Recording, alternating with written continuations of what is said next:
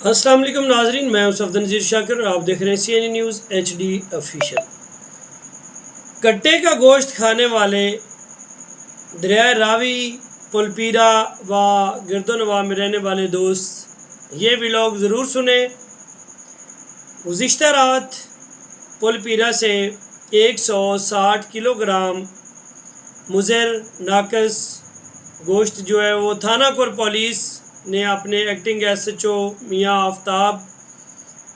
اور ان کی ٹیم رانا جبار،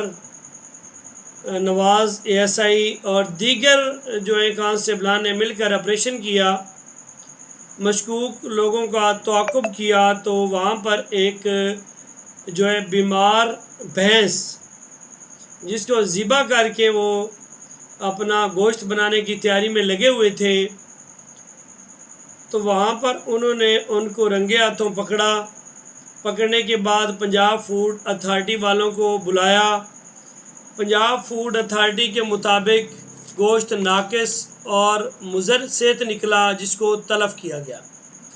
اور میرا کٹا کھانے والے شوقین حضرات جو کہ دیکھتے ہیں کہ تاندلیاں والا کے ہونہار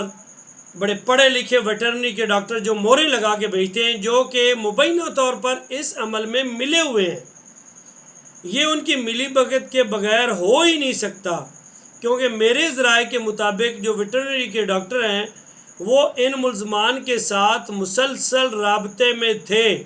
کہ آپ پنجاب فوڈ اتھارٹی کو نہ بلائیں، ہم آ کر آپ کے کیس کو عین گہن کر دیتے ہیں۔ تو تھانہ کور پولیس کی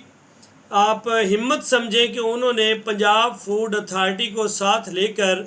160 کلو گرام مضر صحت گوشت تلف کروایا، اور اللہ دتا والد وزیر، امین والد رمضان، اکرام والد بشیر قوم کسائی، جو کہ 596 گاہ